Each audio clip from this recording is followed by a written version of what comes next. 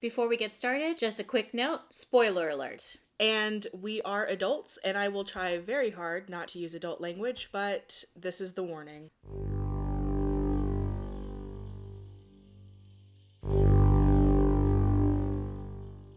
Hello, and welcome to Last Library on the Left. My name is Jennifer. And I'm Serena. We're a horror review and discussion podcast where we talk about horror in books, movies, and other formats, why we seek it out, and why we need it in our lives. And we are wrapping up our first stint at zombies in February. I don't know if we're going to do zombies again this year. Maybe not. Maybe not. Also, this is a vastly different topic from cute aggression. Yeah. Yeah, it's zombies and children, but not the way you would think. Yeah, that's weird how that happened. Was not intentional, but yeah. Before we talked about it in a little bit in pre-production, like we both took completely different takes on it, which is going to be so fun to discuss. Yeah, I'm really interested to see how you took these because I watched, we talked about it in pre-production, but I watched one of these with a friend over the phone and she found it just as funny as I did. I mean, I laughed. Don't get me wrong. I laughed for Little Monsters. I was highly offended in a funny way, which we'll get into it. But also, I texted Sadie and I was like, I thought this was the Little Monsters. We were covering the 89 version because I didn't read. I work in a library and I did not read further to see you put the actual production year.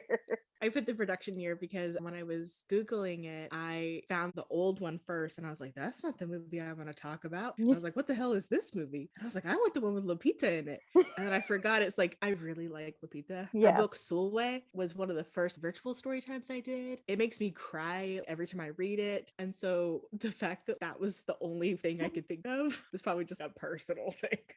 Well, I mean, she's a gem. Don't get me wrong. She is an absolute gem. And I like that she's kind of typecasting herself in horror almost. Yeah. I really like her in horror, which as we were watching it, I saw a graphic because my FBI agent on my phone knows what I'm doing. So a little meme popped up and it showed her in Us. I think it's the movie. And she's got a glove and it said that the glove on her hand represents, I think, Candyman, Freddy Krueger, and Michael Jackson all in one. And I was like, that's so cute. I knew the Michael Jackson bit because someone had to point that out to me, but I did not. Oh my God, it really is oh my God. Yeah. Well, like, that's really cool. I should really watch those classic horror movies. Okay, I'm reading the Final Girl support group, finally, like actually reading it and enjoying it. And it is hilarious. You would not get any of it. You would be bored to tears. Because straight up, you know what? No, you would get the Texas Chainsaw Massacre. Because you've watched those. You'd get that one. But the rest of them, you'd be like, I don't know what they're talking about. Yeah, it would be a repeat of Final Girl where I'm like, I guess this is fun for the people in the know. Yeah. It's one of those things where it's if you know, you know, and I don't know. Okay, I've started it and I've stopped it because the main character is kind of annoying. And then one day, Taylor and I were texting and she goes, oh, all the characters are based on the final girls of actual horror movies. And I was like, oh, hell yes. And so I started reading it. So it's like calming read now. Whenever I'm up at 3 a.m., I read instead of watch movies now. You're so weird. That's your calming read. And that's the thing too, is that people who wake up at 3 a.m. it's like the demon time and you're like, let me read this Final Girl support group book to calm my nerves. I had a night terror last night. I was above my bed looking down and something came crawling out of a tear in my mattress. And I saw its face and I like startled awake. And I was like, look, I was like, okay, I'm fine. If there was anything actually here in the room, Chainsaw would not be still sleeping. So I rolled back over to go back to sleep and then immediately had a similar night terror because I'd rolled over to face the closet and something was moving the clothes and peeking through. And I was like, what? And so I woke up again and turned on the TV. I turned it on to Alaska Vet. Because I'm a little bit more normal than you. Just a tiny smidge. Just a little. Which I need to get a TV put in my room just for that, but it is what it is. Because if I did, I'd probably have it on Looney Tunes. Thanks, HBO Max. Speaking of which, my daughter is watching a lot of the horror episodes that we covered for Looney Tunes now, and she's loving them. Yeah, it's really funny to see her watching those. Like, I feel like it just as much as I do. Cute. Even though some of them didn't age well. Well, yeah. She doesn't know that yet. We'll have those conversations later.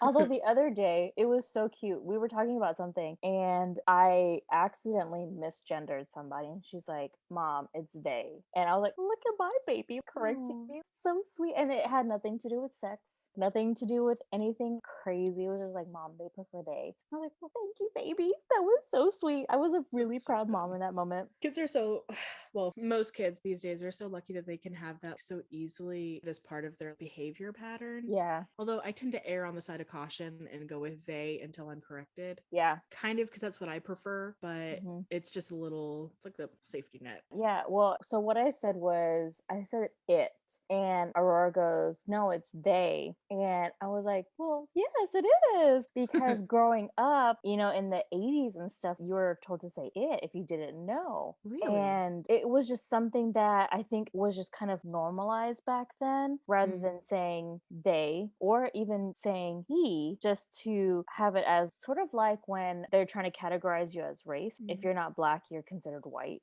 So it was sort of the same thing. Like, if you don't know, it's it or he. Hmm. And I try to teach her, no, it's they. And so now she's correcting me, and I'm like, thank you. Nice. Little nice teachable moment. And that's absolutely has nothing to do with what we're talking about today, but I just felt the need to tell you it. I appreciate it.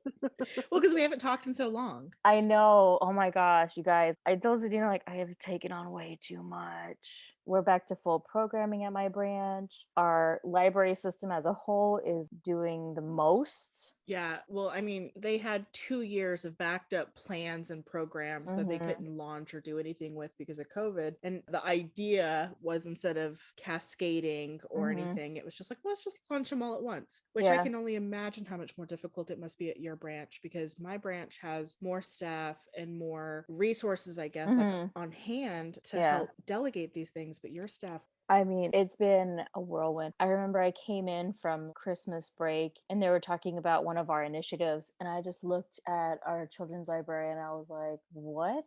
mm, And she was like, yes. I was like, huh? For a full day, I was like, I know nothing of what you speak. So it's been a whirlwind of initiatives and rollouts. And even in my meetings with admin and stuff, they're just as frazzled as I mm, feel. So it's really a weird time right now.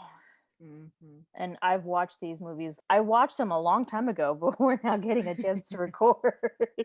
Only recently watched Cargo. I think I was putting it off because, which is the first one we'll talk about, but I think I was putting off watching Cargo because I was worried about, honestly, I don't know what I was worried about. I've only recently started to go in depth into learning more about Australia, their history beyond, Mhm. being a penitentiary state, the indigenous populations, the Mhm. politics behind it, New Zealand. A lot of my algorithm these days is, it's not even being called New Zealand, it's Aotearoa instead, which is Oh. the Maori word for it. Mhm. And I was trying to figure out, is that something that's just unique to my algorithm? Is that something that the country itself is trying to be better about Mhm. reclaiming its indigenous language, Mhm. like Hawaii is trying to do? Yeah. I don't know. So I think I was a little nervous about watching this movie made in 2018. And I love Martin Freeman, but I mean, it was good. It was good. I feel like they did the best that they could at the time Mm. to pay respect. And like you, I think since 2020, it's been a year of learning to be more open in my diverse consumption. Because Mhm. one thing that I notice, and I'm on a inclusivity group at work, and it's really interesting to see the members in there and compare to myself as to why I got in there. I got in there because I wanted to showcase my Caribbean heritage and kind of bring that kind of slowly in. And I noticed that most everyone else, it's the same thing, right? They have Mm. something that they want to bring to the forefront. I want to say after the first or the second meeting, two really important things came out of it for me. One, we had an Indigenous colleague who mentioned that when we do these appreciation months, like Black History Month and stuff, we always focus on the past and Mm. not the present. And I was like, that's so true. We talk about like Martin Luther King and Rosa Parks and what people did in the past that helped us get to where we are today, whereas we fail to focus focus on the people that are actually doing things today. Like, I'll tell you guys right now, you can't tell me nothing about this year's Super Bowl halftime performance. That was the best I've seen since Michael Jackson, and that includes The Weeknd, who was there last year, and y'all know how much I stand for him. Yeah. You Wow. know, it was the absolute best for hip hop, rap, kids of the 80s and the 90s. It was really good. So, you know, to focus on the present was really important. But also, I learned that, you know, in your personal explorations of diversity, race, ethnicity, it's not about trying to one up each other as far as, you know, our different ethnicities and stuff. It's about bringing everyone to the same playing field as far as recognition goes. Mhm. I don't want to beat down Christians in order to get my Hinduism up there too. So it's been really interesting to see. And I thought about that a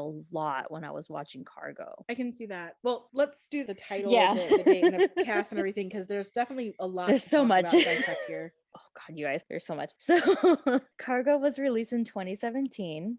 It was directed by Ben Howling and Yolanda Ramke. It was written by Yolanda Ramke, and it stars Martin Freeman, Simone Landers, Marley Jane McPherson Dobbins, Lily Ann McPherson Dobbins. Oh, that's Rosie. Finlay and Nova Sjosberg as Rosie. There are a couple different people playing Rosie. Susie Porter, Ella Barter, Bruce Carter, Natasha Wanganeen, Andy Rodoreda, and Chris McQuaid.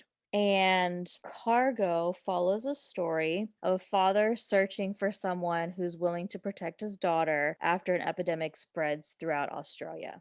The first thing that struck me about this wasn't even that they had found a boat and were like Mhm. in a nice, safe, isolated space Yeah. and going down a river, da da da. I mean, granted, I was like, but what happens when you're out of gas?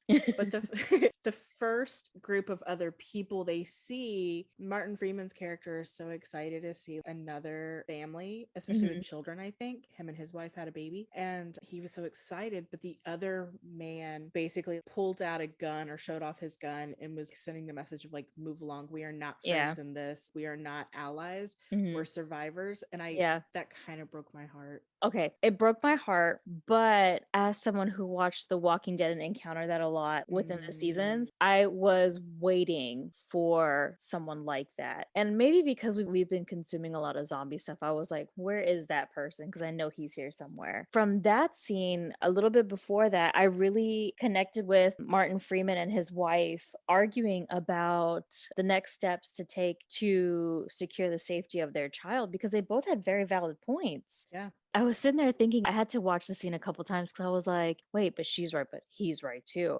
Oh, Mhm. which would I be? And it got me thinking, like, I didn't go into having a child lightly. I knew it was a big responsibility. I had lots of conversations before the option to terminate the pregnancy was over and made sure that I was okay with my decision, made sure that my partner was okay with the decision. We were both okay and we were happy with it. One of the things that it made me think of was how important it is to have some really, really hard discussions with your partner before children come into play, because your ideas on how to raise children completely different no matter how much communication you have before that child comes into the world. We had every conversation in the book, and I am a single mother raising my child, so Yeah. we still didn't have enough conversations, and or maybe we didn't have the right types of conversations, I don't know, but it really stuck to me that they both had very valid points and they just were just arguing over who was going to win at that point. I wrote something down similar where it was like, it's his practicality and his caution, his overly cautious actions versus like her survival instincts. I feel like hers were more instinctually driven and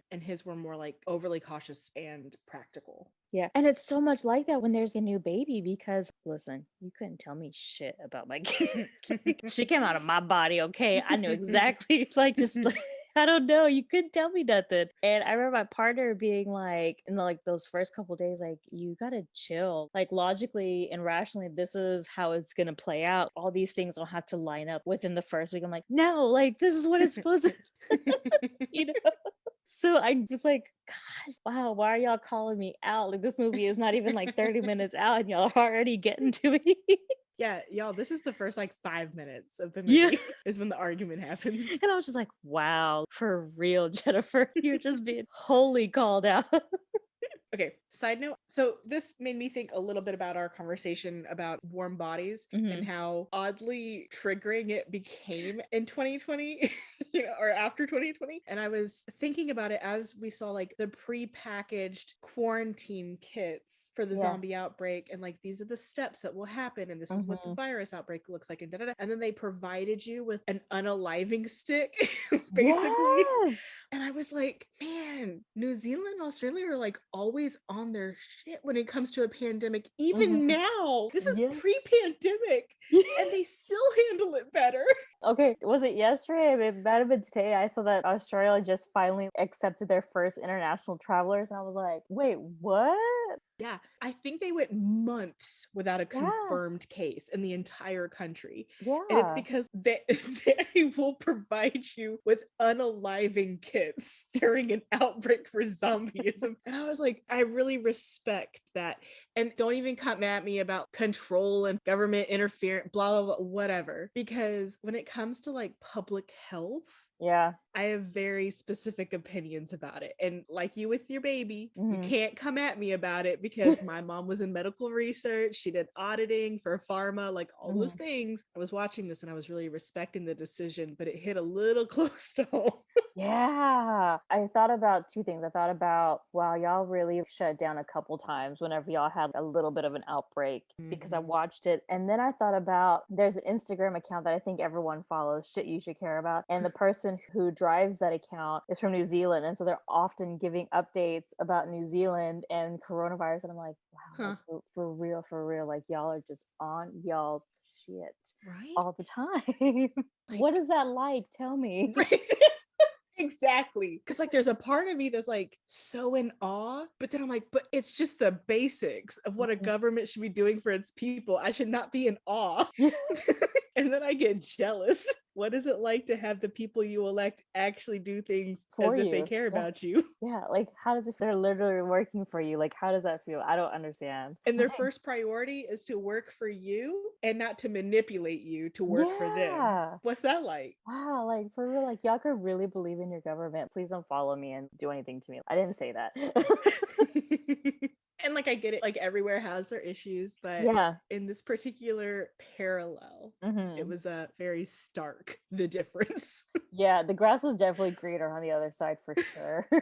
And don't at me. I know it Right. was. So that's where I stopped taking notes because I was Really? triggered. Wow, you got triggered real early. I got triggered after the mom passed. Okay, that's fair. I will say that one of the first things I really noticed about the movie, besides the quarantine Hmm. prepackaged things, was the pacing as far as Yeah. a horror movie. Have you seen the movie Ghost Stories that Martin Freeman is also in? Mm-mm. Okay. I went to go see it during a film festival in New Uh-huh. York. Went with my friend Rhonda, who is like the biggest obsessed over Martin Freeman, to the point where she called me in the middle of the fucking night and was like, "So he's gonna be at this film release?" And I was just wondering, like, do you want to get tickets and like go see him? And I was like, I mean, I've got the day off. And she's like, yeah, let's just like get the first bus ticket out of the station and then like go and spend the day in New York. And then like we can get the last bus back into Boston at like 1 o'clock in the morning. And I was like, and she was like, and well, by the I was like, okay, Rhonda, let's go.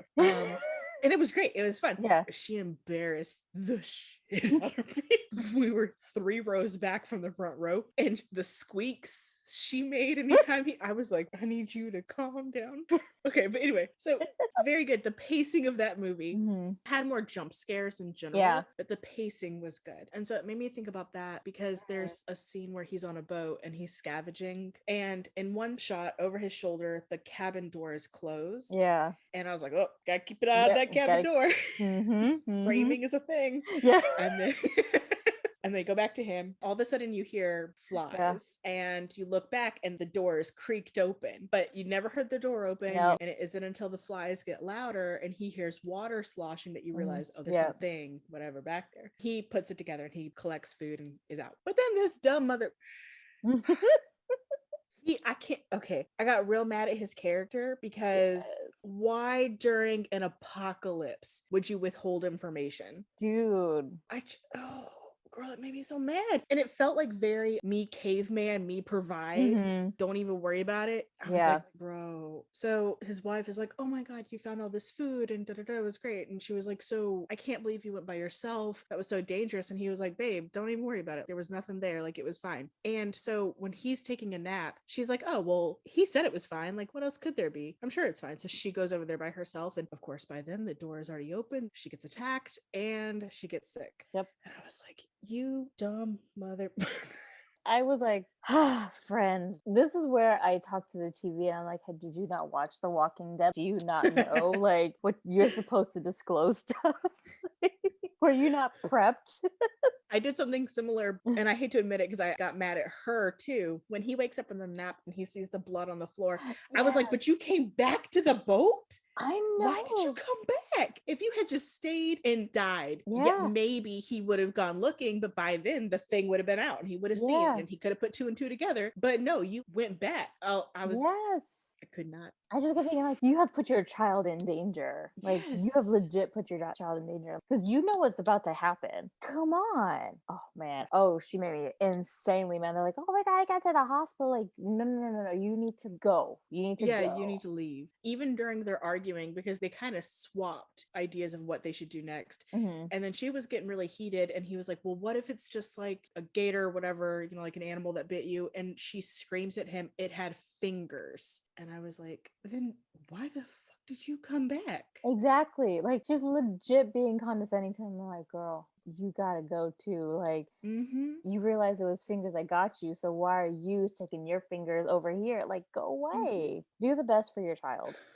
Yeah. I was so triggered. I was just like, On some level, I understand, the character going back. I personally would not have. I'd have been like, well, this is it. I probably would have crawled out to the top of the boat and let it have me so he could have visual confirmation not to come back over here. I think the only thing I would have done is probably write a note or something Right. and then pieced out. So you don't even have to come look for me. Like, just keep going. Like, Littlefoot and Land Before Time. Let that dinosaur go. Just their safety is top priority. I wouldn't have gone back. I hate to judge a mother, even a fictional one, but just don't go back. It was really frustrating to watch. And then I was like, I'm not laughing a lot in this movie. And when I saw Martin Freeman, I was like, oh, I'm going to laugh. I'm going to laugh because like I only watch his lighthearted stuff. Oh, I should have warned you then because I immediately connected it to Ghost Stories. It was like, oh, this is going to be a well-paced horror. Cool. Yeah, I was just like, I'm not laughing. I'm really not laughing.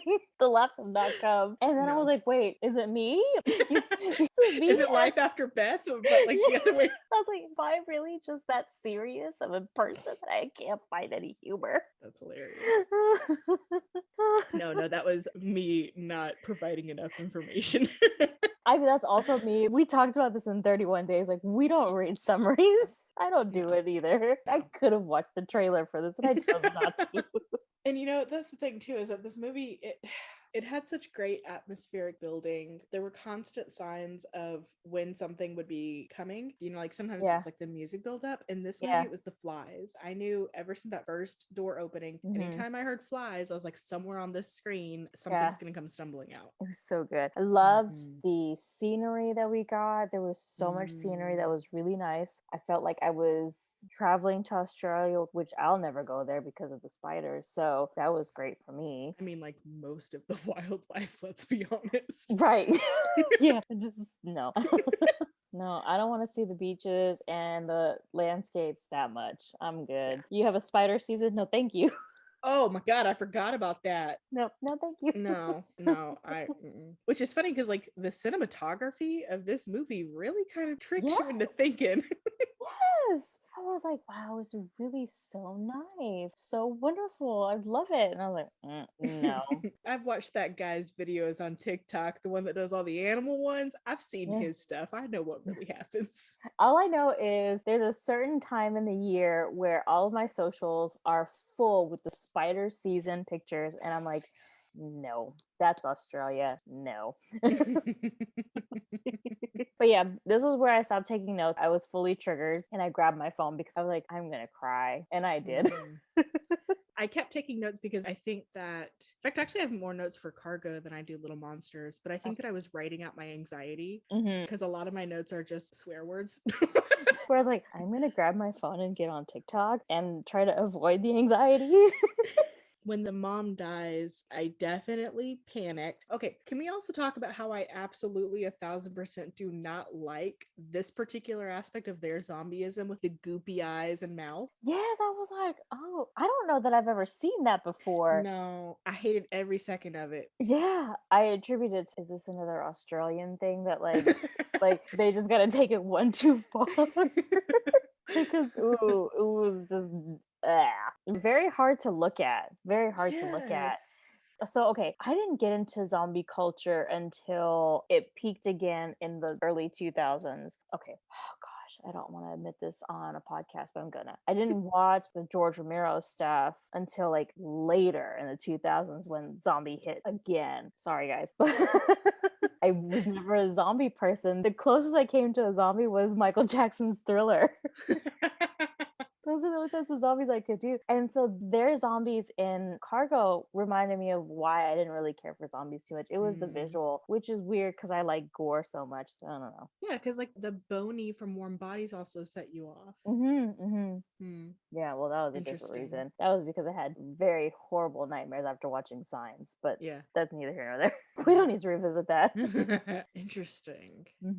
I think I was fine for the most part with the zombieism in this movie until the goopy festered eyes or mouthing, because it made me think of like cocooning.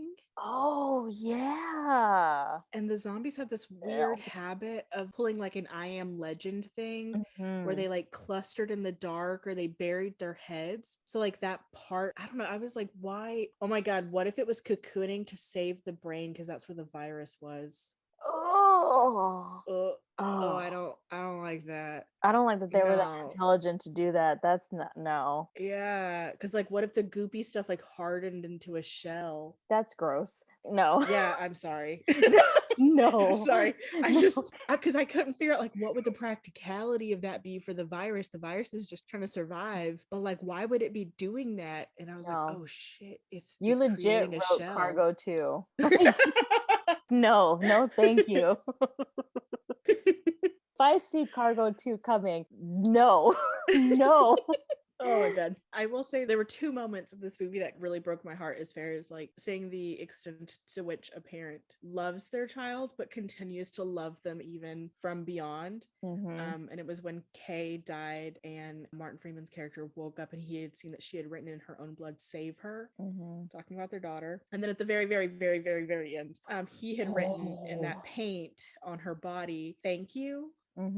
When I tell you, I was crying, and I haven't cried like that since since I watched Land Before Time as an adult and I connected with the mother. Yeah, why am I referencing that for some reason all of a sudden tonight? I don't know. Weirdo. But yeah, I cried so much because like, oh, it's really hard to watch as a single parent trying to want to survive with so little because he essentially became a single parent trying to survive. And then I was like, the lengths you would legit go to for this offspring that when she turns 13, she's done with me. But that's neither here nor there. I mean, it was triggering in a good way. Like I say, it was a good watch. I couldn't write notes because I was like, am I looking at my future with this pandemic? I don't know. Oh, fuck. Well, that's a big bleep to have to edit out, but jeez.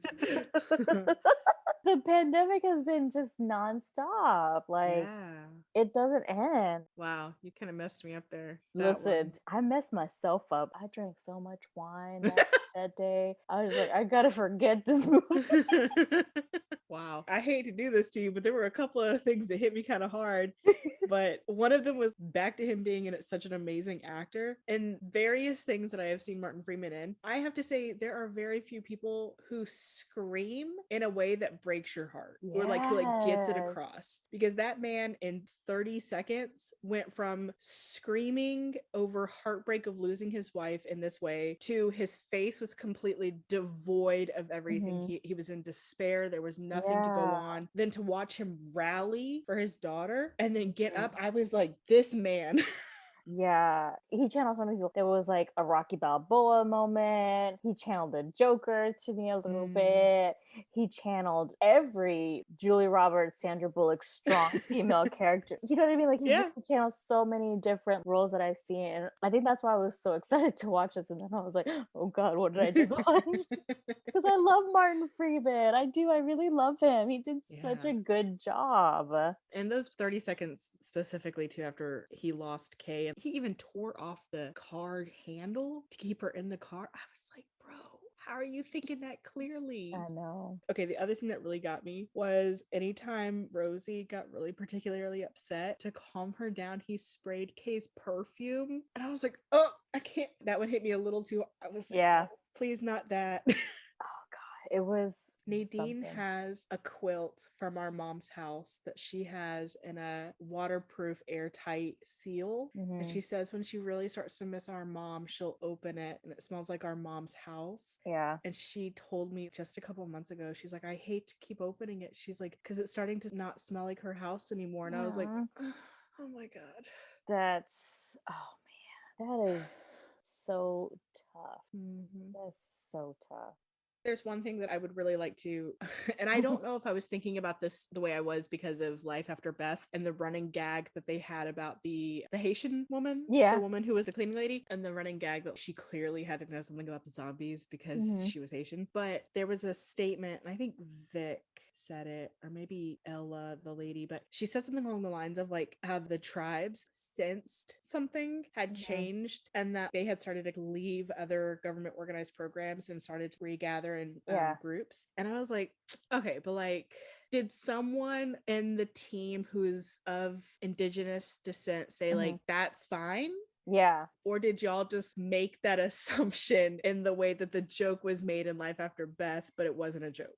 Right. Okay. I wondered the same thing just because afterwards, okay, well, I was trying to look up the answer, but I ran across the girl who plays the indigenous girl. She wasn't technically indigenous, but they thought she was such a great actress that she would do a great job at it. And like they got approvals for her to like play this character, which she did a great job. Don't get me Yeah. wrong. And so I got totally sidetracked by that. So I never even went to see if they did okay that because I was just like, well, who would this be based off of? Who would make Yeah. that assumption? Can I have more background on it? You know what I mean?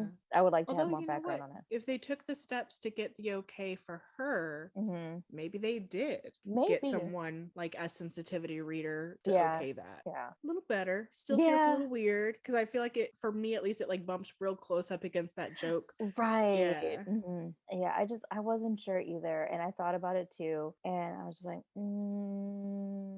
And then I kept thinking about the book we reviewed for our library podcast that was set in Canada with the Indigenous peoples. And I don't think they sensed anything was different. They knew that they were different. But I was just trying to track my brain. I was like, no, it's not a running theme. I didn't find the answer, but Yeah, we'll if find anybody has that answer and has not been offended by us saying that we would never go to Australia because of spiders, like let Yeah. us know. Because Yeah. I really would like to know if that was like a missed opportunity or if it was okayed. Yeah. But for the rest of the movie, I kind of teetered off taking notes, partially because I was running out of space on my page. Mhm. But Vic was a scumbag Yep. through and through. I feel like Rainey deserved better. That poor woman.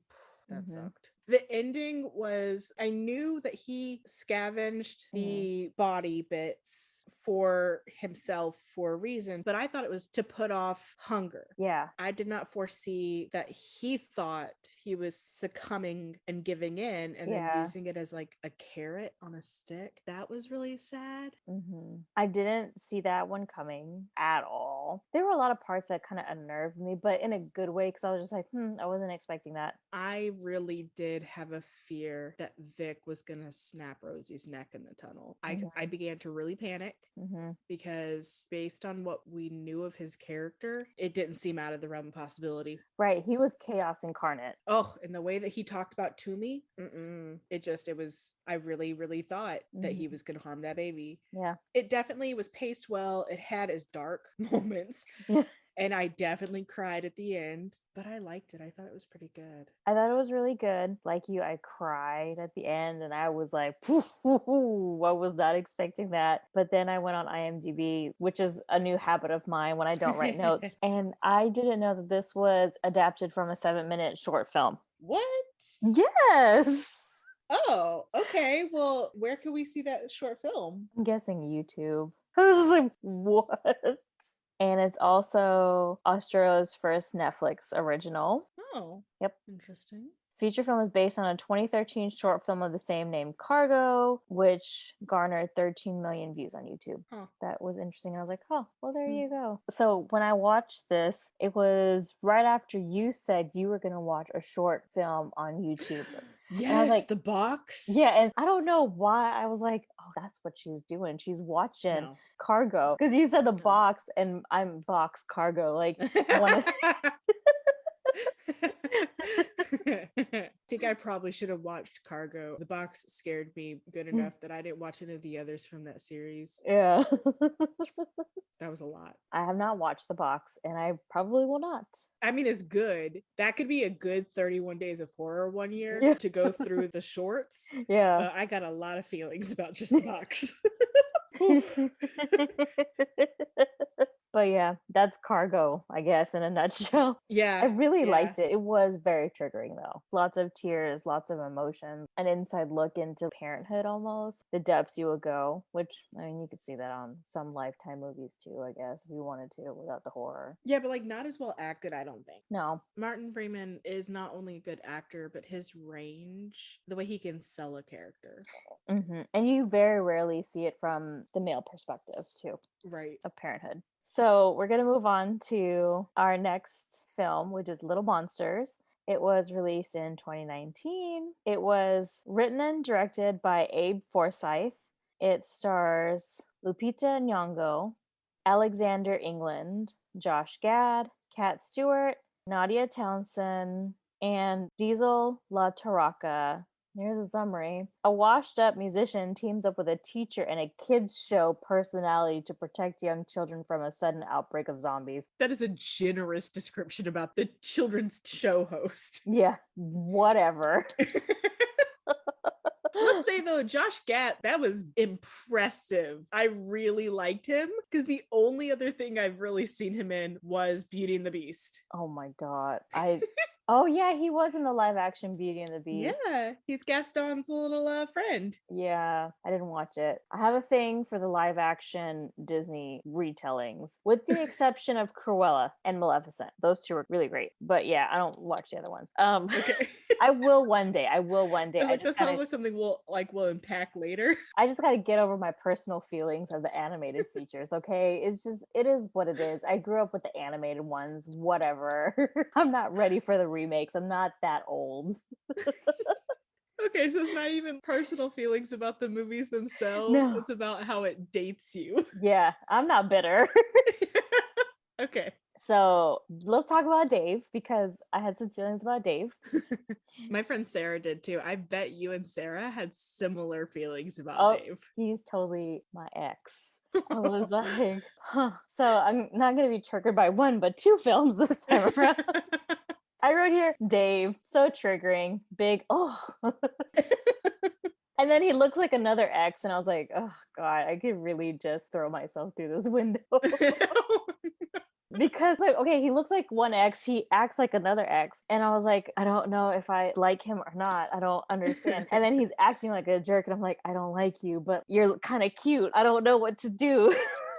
Yeah, his character is purely despicable through the Yes. majority of the movie. Yes. And Sarah told me right off in the very beginning of the movie, she was like, Serena, if this man has a redeeming arc, I will hate that I watched this movie. And I was like, Sarah, that's what's going to happen. Like, it's clearly going to happen. That's the setup. And she was like, if Lupita warms up to him, I'm going to hate this movie. I was like, Sarah, I think you are missing the point of this movie. Like, it's clearly all those things are going to happen. She was not happy. I was the same. I was like, oh, this is an enemies to lovers trope right here, right now. I was very upset. Yeah, Sarah was too. She was not going to forgive the tropes at all. No. Not to enjoy the movie, not nothing. She was like, Serena, I hate this. I'm sorry. It just Same, Sarah, same. It's okay. It's not the fact that one of my reading challenges is finding all the different tropes in horror and thrillers and romances. I'm really like in tune to the tropes right now, and I'm just like freaking enemies to lovers. But it is a challenge, so I will write it down as I completed that part of the challenge. And his sister, Dave's sister, I was like, you poor woman. If he wasn't your blood, you would have already kicked his ass out on the streets. Oh, for sure. Which For we can all sure. relate. We all have that one relative. Yes. I will say though, I wonder if, and you've actually just put this into perspective for me, I wonder if I was more forgiving for his redemption arc, because you find out towards the end of the movie that his sister raised him. She was older Mm-hmm. and she kind of protected him Yeah. from how terrible their father was. And she did her best, but there's not many years between them. She was going to love him either way. Yeah. He was a fuck for sure, but she was going to love him. As you were saying that, I was like, oh, maybe that's why the redemption arc didn't annoy me as much. I mean, like, granted, when it Yeah. boils down to misogyny and patriarchy, yeah, it does bother me. Yeah. But coming from an older sibling who like helped someone Mm-hmm. move through trauma, who could be kind of despicable, Yeah. is better now, came through a redemption arc, like, I mean, I kind of get it. Yeah. Oh yeah, completely get it. Freaking enemies to lover. I will say that the connection between him and Miss Caroline, but she said her name was Audrey. But I Yeah. was talking to Sarah and I missed why she had two first names. Oh yeah, I missed that too. I just assumed Miss Caroline was her last name. Oh, And that didn't even occur to me. and that she was saying just call me Audrey. I always tell people like don't call me by my last name, call me Jennifer. I don't know why I assumed that was her name. I'm looking in, it just has her as Miss Caroline. Dang it. Well, the thing that kind of bugged me was that Miss Caroline, Audrey, whatever, her arc from seeing through his horse shit to accepting him as kind of like the, I don't know, whatever loser he was, Yeah. but could be redeemed, whatever. And then bonding, that stretched the idea of trauma bonding for me. Yeah. I do think that trauma bonding can occur over time, similarly to Stockholm syndrome, but this was like all within a few hours. Yeah. I was like, you know what? She was redeeming him a lot early on too. She was giving him the benefit of the doubt early on. And I was just like, no, you shouldn't do that. You're nice, but you're not that nice. You know he's a jerk. She is aware. Yeah. I guess we should probably go a little bit more in order because we are really jumping on. Yeah. I loved that the sister was reading The Witches to her child at night, a chapter a night, and I was like, this perfect. Yes, normalize this. Yes. They sang Shake It Off with the kids to like, I was like, oh my God, really? To ukulele? I was so annoyed. Okay, here comes the first rant. I'm not a Taylor Swift fan. I never have been. She annoys the hell out of me. And of course, because she annoys the hell out of me, my kid loves her. And so all I heard for years 4 through 5 was shake it off, shake it off. That's all I heard. And I was just like, if I have to hear this damn song one more time. And every time I was like, oh, I finally got that stupid song out of my head. There they go. The class was singing it again. And I was like, you guys really need to shut up with this. And then of course I read that Lupita loves Taylor Swift. I had to like approach Taylor personally to ask her to use the song because she loved the song so much. And I was like, why'd you do that to me? Like, I take that personally. That's hilarious because I did not realize it was a Taylor Swift song until maybe the end of the movie when they were playing the original over, I guess, the credits or whatever. And then I was like, oh, that's why the lyrics sound familiar. I didn't realize that was a Taylor because I don't listen to radio. And but the thing is that the children's librarian in me was like, this is a perfect song for like, yeah, calming down a rowdy group. This is great. I was analyzing it as a children's librarian. In fact, my friend Sarah and I were talking about it. I was like, Sarah, she's doing every song that she did is on my song dice for story time. Every single one of them. I was like, Sarah, that's on my song dice. She was like, what? I was like, I sang that today in class. And I was like, the only thing that she has not done that I do on a regular basis is catch a bubble. Have you heard of that? Yeah. And so I was like, she's done the 1, 2, 3 eyes on me, Yeah. the songs, everything. I was like, but she Mhm. hasn't done Catch a Bubble. And Sarah was like, what? And I had to explain to her what Catch a Bubble is. And for anybody out there not in early childhood development, you tell the kids catch a bubble, and like you put out your mouth and you go, "Oh," and then your cheeks are puffed out, and you Mhm. tell them don't pop it, don't lose it, and then they're like quiet. Yep. And Sarah was like, wow, so like half your job is just to be manipulative. And I was Yep. like, yeah. Yeah. But in a cute way. Yep. Yep. Yep. Yep. That's my sister, the teacher librarian. I'm just like, I was just like, of course, this is what I'm watching. Like, I can't escape this stuff. And then, okay, so not only is T Swift up and through this, so I had to hear it in her voice and then Lupita's voice, but they took Shake It Off and it's in the original Sing animated movie, which if you're a parent, you know what that is. It's very cute. Must watch. Second one is even cuter. But I think it's Reese Witherspoon who plays the character that sings it. And so I'm watching this on my phone so that my kid doesn't see what I'm watching. And she's singing. And so now in the car, she's like, oh, Mom, play Taylor Swift. Play the sing version of the song. And I'm like, oh, I could just like throw my car out of the window. And just was like, no, I've heard this song way too much. That's hilarious. Yeah. Oh, I'm sorry. It's okay. I also Okay. feel like really out of touch that I didn't even know it was Taylor Swift. That's how. The minute they said something about nothing in my, I was like, God, like through my notebook and I turned Hulu. I was like, whatever. Okay, the only thing that I had a similar, not like to that extreme, Yeah. but when the nephew, he's so obsessed with tractors, and I was like, oh, come on. Like, every child is obsessed with tractors and trucks and transportation. And like, it's one of my biggest pet peeves when someone fills out a book bundle and they're like, oh, I have a 5-year-old girl and a 4-year-old boy. So the only books I want are your princess books and your tractor books. And it's like, do you realize that you're basic and that the 20 people before you asked for the exact same things? Yeah. We don't have them. Yeah. Maybe expose your child to something else. For the kid to have tractors, my note here, the only thing is of course, kids fucking love tractors. Tractors or dinosaurs. Like, yeah. And I don't mind the dinosaurs. Yeah. I too was a dinosaur child, but I think it's the transportation. Although, like, granted, it had a good payoff in the story. So, like, fine, whatever. That was actually really cute.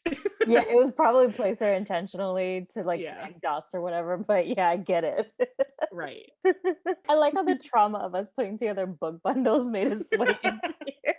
Yeah, I did. I will say I did not go into this movie expecting to have like book bundle trauma. Too funny. There was also a part where I forget what I think like a zombie was eating an echidna, and Sarah was like, oh, it's a hedgehog. And I was like, that's not a hedgehog. Hedgehogs aren't in Australia. That's an echidna. And she was like, in a what? And I was like, they're in Australia. At the very end of the movie, I got affirmed that they had said echidna. And I was like, yes. And then Gad plays McGiggle, which your face. Y'all can't see my face, but it's legit deadpan. The emoji with the lines for eyes and mouth. Yeah, and you're staring off into the middle distance. If Josh Gad does not get an Academy Award for any one of these ridiculous roles. Well, and he had a great line, which was when the kids were like, where's Froggy? And he goes, Froggy didn't make it. It was the puppet. Listen, I hate what they did to my precious Olaf, okay? Because everyone knows that voice as Olaf. I did not know that. Listen. I have somehow avoided all of the Frozen things. I'm going to descend my child onto you one day. No, please don't. He taps into like the things that I don't like. And so because of her, I know all of Frozen 1 and 2 and all the different shorts. But okay, so Josh Gad plays Olaf, the beloved snowman from the Frozen franchise. And I love him. I absolutely love him. During the pandemic, he would release little shorts of Olaf doing like random things. And he did it from his house. He would voice it, they would animate it from home, and they would air it for the children. So cute. He recently, if anyone has Disney Plus and you haven't watched it yet, it's so cute to watch. He recreated. Okay, wait. Back up. In Frozen 2, they had to explain what happened in Frozen 1 to catch people up who didn't watch the first one. So Olaf does this mini like 30-second rundown where That's cute. he makes fun of them. Okay, let's just so he has these shorts now on Disney Plus where he does the same thing with other Disney movies like Moana and The Lion King and stuff. Oh. Oh, that's cute. And it's so cute. I absolutely love Josh Gad. I love Olaf. I'm gonna have to watch those. They're really really cute and really like funny. they're really cute and funny. But I hate what they did to my Olaf. I really liked it because I was like, I absolutely bought into him being a scumbag. Yeah. Because the only other thing, like I said, I'd ever seen him in Mhm. was Beauty and the Beast, and he is Gaston's very Yeah. obviously queer friend. Yeah. To see him play just a despicable human being. It was a perfect casting. I was just hurt in my feelings about it.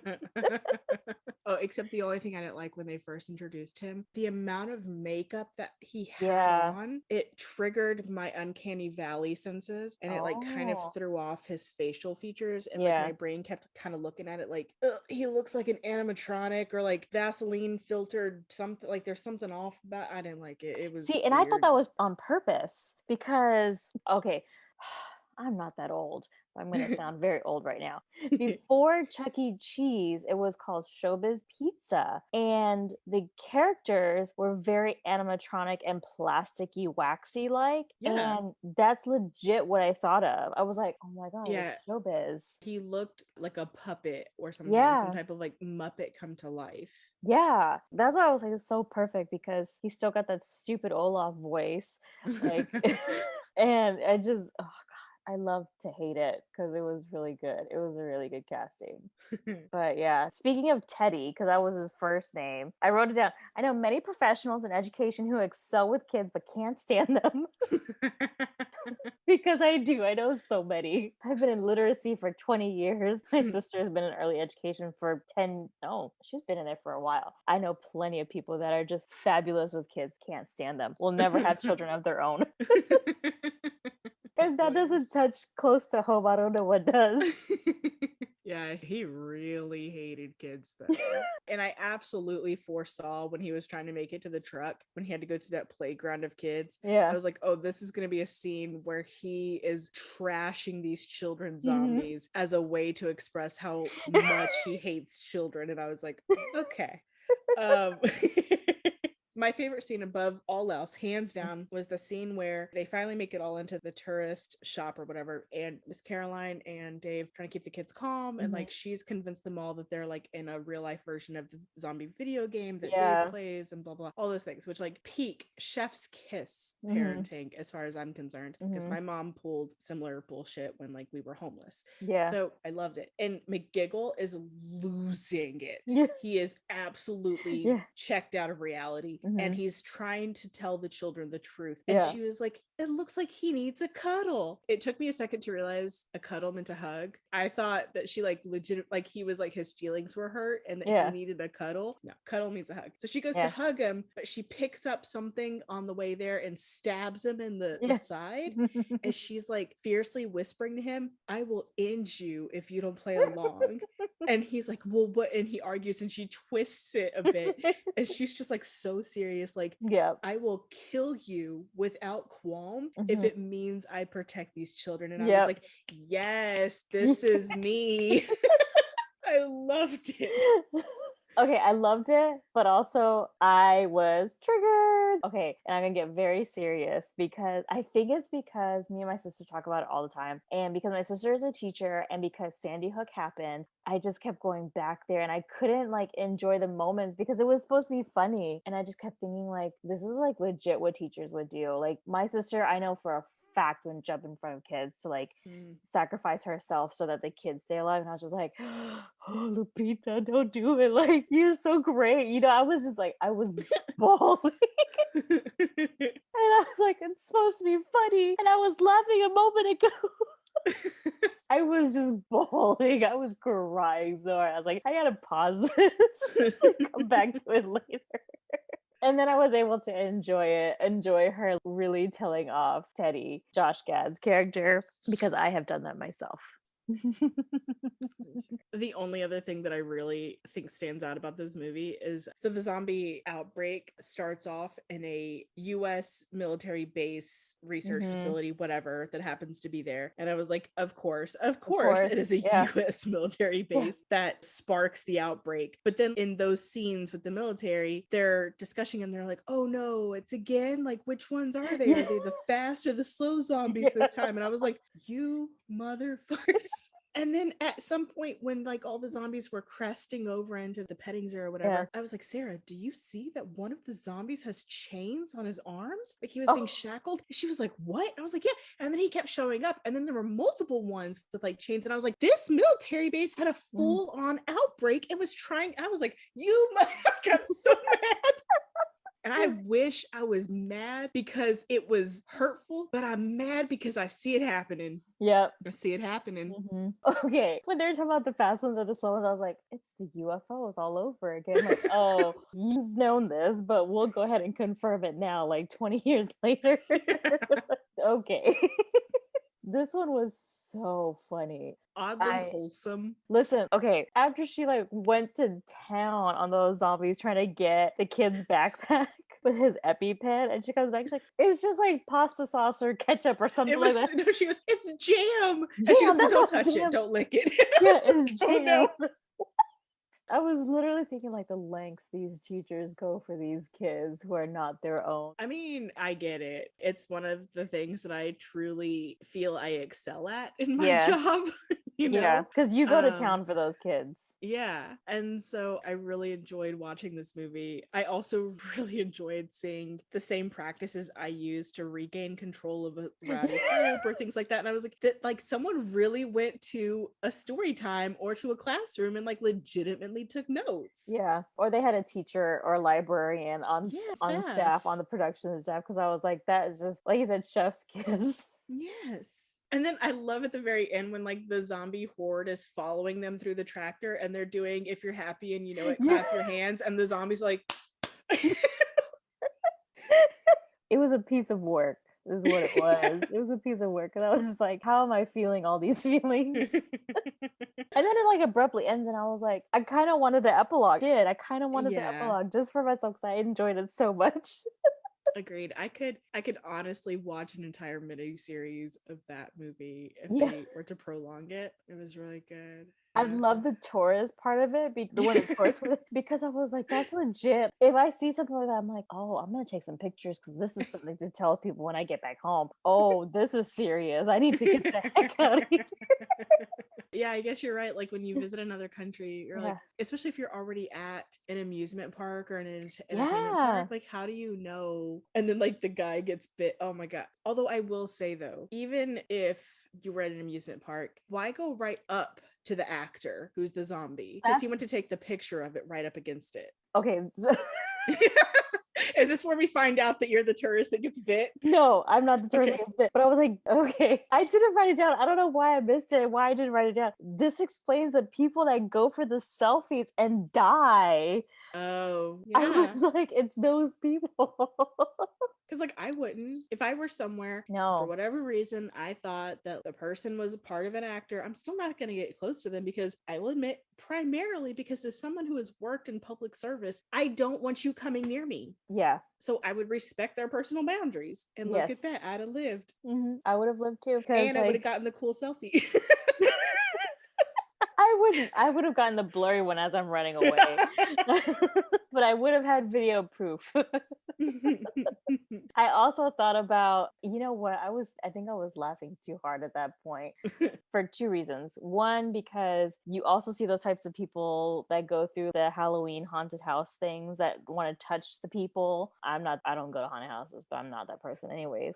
But also one year I went to New York and this had to have been when I was with my sisters because I don't usually do the museum thing because we've already had this conversation about art and how I don't understand it. So one year when we were there, this group of artists asked to draw me. And so I'm standing there in the middle of one of the museums. People are all sketching me and it's just very weird. And like I took pictures because I was like, this is interesting. This is New York, I guess. So I thought of that and I was just like, I guess this is what they're trying to achieve. I don't know that when you go somewhere, different things, you encounter different experiences. I don't know. But overall, just a very fun movie. I still hate what they just did to Josh Gad.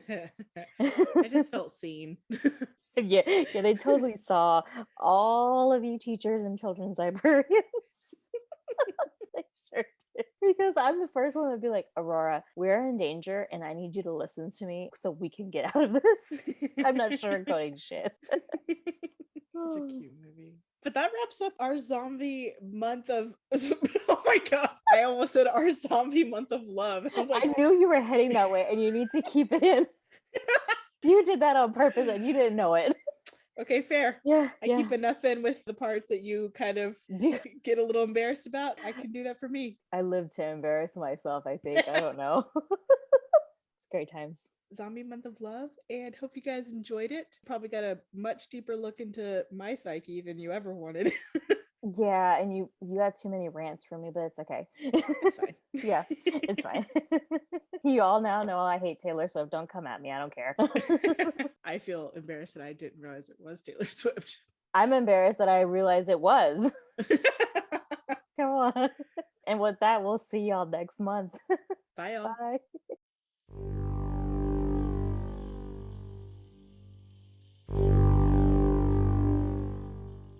If you liked listening to us ramble on about horror, subscribe to our podcast and tell your friends. And if you would like to follow us on social media, you can find us on Instagram or Facebook at LLOTL Podcast. Check out our website by going to lastlibraryontheleft.com. Be sure to visit our About Us page to discover our 2 truths and a lie. Or, if you'd like to send us an email, you can reach us at somethingwicked@lastlibraryontheleft.com.